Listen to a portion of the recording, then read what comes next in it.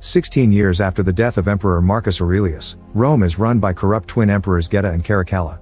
Aurelius' dream of a perfect Rome has fallen because the twins' aggression is spreading through the empire and slowly bringing it down, so the fall of the great city is inevitable. In the North African kingdom of Numidia, Hanno lives a calm life with his wife Aurishit. However, peace is interrupted when Sirens invasion by the Roman army. After seeing the smoke coming from the city, Hanno and Aurishit put on their armor and join the rest of the citizens to listen to their leader Jugurtha make a defense plan. Before leaving for battle, Hanno and Aurishit exchange rings and promise to look out for each other.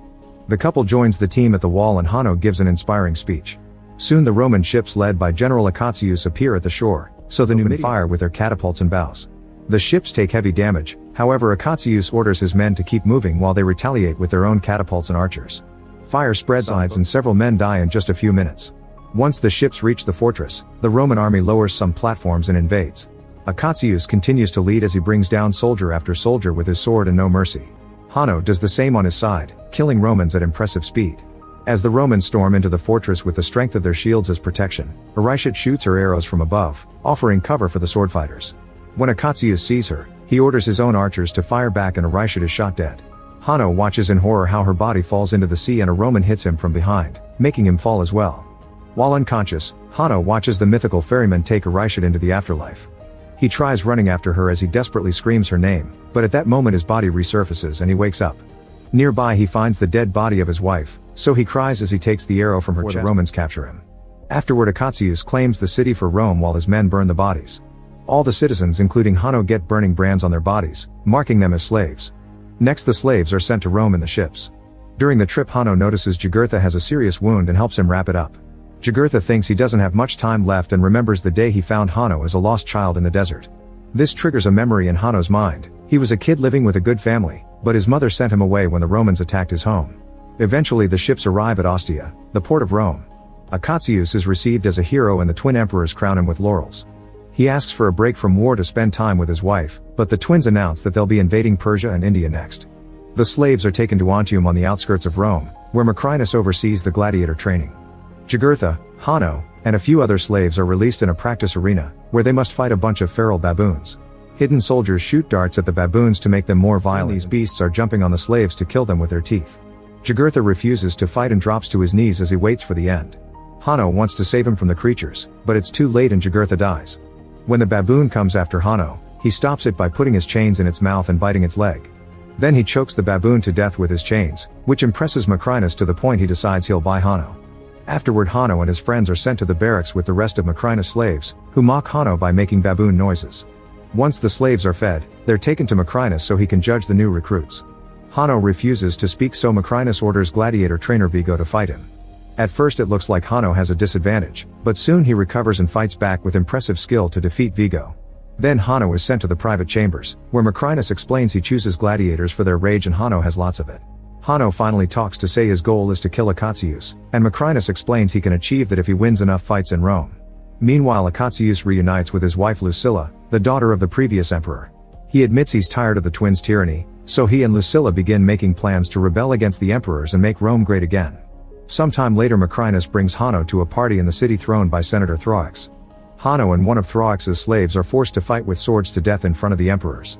At first Hanno refuses to kill and attacks the other man using furniture and any object he can find around, but the guy refuses to surrender so Hanno has no choice but to stab him with the sword. Geta is very impressed and asks Hanno where he's but Hanno answers with a quote about hell from Virgil's The Aeneid. Thankfully the emperors find amusing and look forward to seeing Hanno in the arena. After the party, Macrinus scolds Hanno for getting cheeky in front of the emperors and asks where he learned such words. Hanno says his city had a Roman prisoner and he picked up a few stories from him, but Macrinus doesn't believe him. To Hanno's shock, he's paid 2 coins for the fight and learns that gladiators can save up to buy their freedom. That night in a hidden chamber, Lucilla and Acatius meet with a few senators to share their plans to save Rome. Acatius explains the Roman army is loyal to him and the senators agree to support him. A few days later Hanno and other slaves are brought to Rome for the gladiator games in the Colosseum. They are impressed by the architecture and the statues, but they also notice all the poor people on the streets. Macrinus meets with Throix and they agree to double their bets. At the Colosseum, the emperors receive Acatius and Lucilla on the main seats and the crowd chants the general's name. After a few words from Acatius, the slaves enter the arena and gladiator champion Glycio comes in riding a rhino. Acts as the group leader and makes a strategy to dodge the rhino's attacks. At first it goes well, but soon a slave is knocked down. The wound makes him run more slowly, so Glicio easily captures him with some bolas and the rhino kills him with its horn. Then Hanno runs some dirt through his hands, which reminds Lucilla of her former lover Maximus, the protagonist of the first movie. He throws some dirt at the rhino too to create a distraction and jumps out of the way, causing the beast to crash against the wall. Glicio falls off the rhino and gets injured, but he can still move and goes after Hanno. As the men fight and beat each other up, Geta remembers the quote Hanno shared at the party and Lucilla takes it as another clue. Hanno and Glicio continue to fight fiercely using any weapon they can pick up around the arena. When Glicio manages Hanno down, Caracalla chooses blood, but Lucilla asks for mercy. Geta gives a thumbs up to spare Hanno, who says he doesn't want to be pitied by the Romans and starts fighting again. In just a few moves, he manages to stab Glicio and the crowd chants the word kill. This time Geta turns his thumb down and Hanno decapitates Glicio with 2 swords. Now the crowd and even the other slaves chant Hanno's name. In the gladiators' quarters, Dr. Ravi takes care of Hanno's wounds. After the fight, Lucilla goes to her private quarters and puts together the scene today. The quote and the running dirt confirm Hanno is Lucius, the son she had with Maximus. When Lucius was a kid, he was the only legit heir to the throne, so Lucilla sent him away to save him from the people who wanted to kill him for power. Lucilla cries as she realizes her beloved son is back and invites Macrinus to share a meal. She tries to act casual as she asks about his slaves, but Macrinus can tell something. Later Macrinus asks around and learns that Lucilla used to have a son who disappeared. Rumors said Lucilla's late husband wasn't the boy's father because he preferred the company of men. This information helps Macrinus start putting 2 and 2 together. In the evening, Lucilla escapes through a hidden tunnel and meets with a senator friend, who sneaks her into the gladiator's cells. Hanno reveals he does remember her and his real name, but he says Lucius is dead and he's only Hanno now. Lucilla tries to explain herself, however Hanno angrily yells at her and kicks her out. When Lucilla returns home, she tells Akatius that her son is alive and begs for his help, which is overheard by a maid. The next morning Hanno is training with the other slaves, but Vigo is still bitter and sends the group away to make Hanno handle the rowing mechanism alone. At the end of the day Hanno's hands are raw, so Ravi takes care of them while sharing his story. Ravi is a free man and could have already returned to his homeland, but he met a woman, so they started a new life here in Rome. The next gladiator fight will be on ships. The arena is filled with water and a few sharks are swimming in it. The opponents open fire with flaming arrows, and whenever a man is hit, his body falls into the water and becomes shark food. Hanno tells his team to keep rowing, and when they're pointing out this is his house now. Instead of money, Thrax pays him with secrets. There are rebels planning to dethrone the twins. However, that plan has been delayed until certain gladiator is rescued from the arena. That night, the palace soldiers pick Lucilla up at her home. In the gladiators' quarters, Akatius and his men are sneaking in to rescue Hanno. However, the emperor's soldiers are already waiting to quickly shoot the men with arrows before capturing Akatius. The couple is taken to see the twins and Geta scolds them for their betrayal, only for Akatius to laugh at him. This enrages Caracalla, who grabs a sword and tries to kill Akatius. Geta immediately stops him, saying the punishment must be public. After the couple is taken to a cell, Macrinus points out that crucifixion is for thieves and Akatius is a hero. So if the emperor is on the citizens' good side, sending Akatius to the arena would be a better idea. The next day Ravi shows Hanno the shrine to the gladiator champions, and Hanno notices that Maximus' name has been scratched off. But in Maximus' grave, armor and swords are still kept in good condition. On the wall Hanno reads, "What we do in this life echoes in eternity." For the next gladiator fight, extra soldiers are protecting the main seats and Lucilla is kept in shackles. Akatius is the first gladiator and he must fight against soldiers of the Praetorian Guard.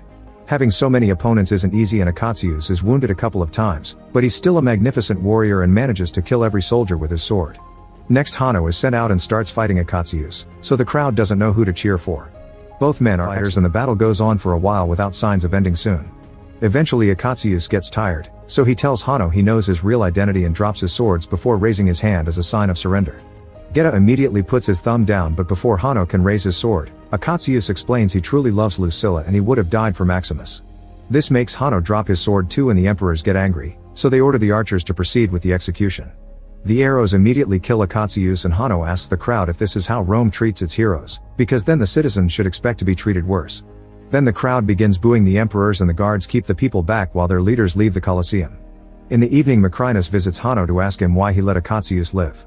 Hanno explains building a better Rome is possible, but Macrinus thinks that's an impossible dream and reminds Hanno he's just Afterward Macrinus visits Lucilla to tell her that he used to be a slave for her father, and now he plans to end the imperial bloodline by becoming emperor himself. At the same time Hanno gives the ring to Ravi, asking him to take it to Akatius' army in Ostia. Before leaving, Ravi gives Hanno the cell keys.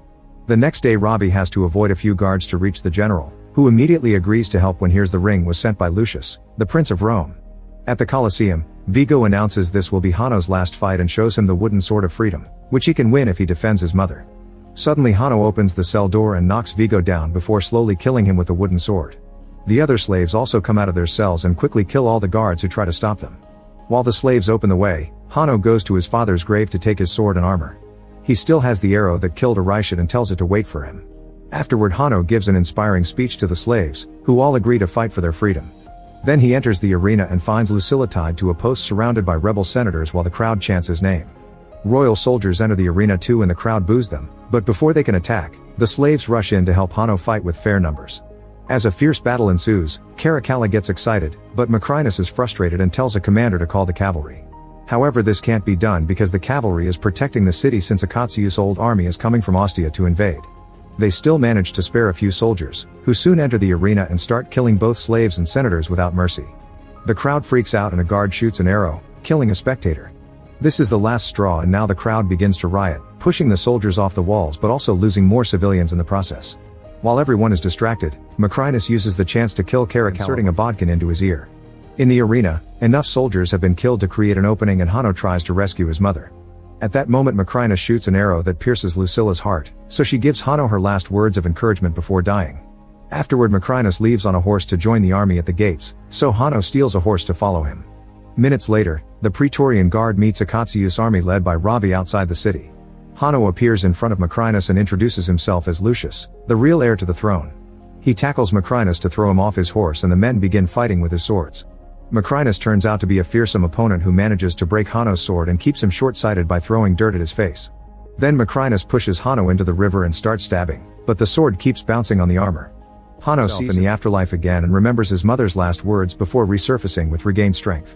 He punches Macrinus before retrieving his sword to cut off his arm, followed by a slash to his stomach that finally kills him.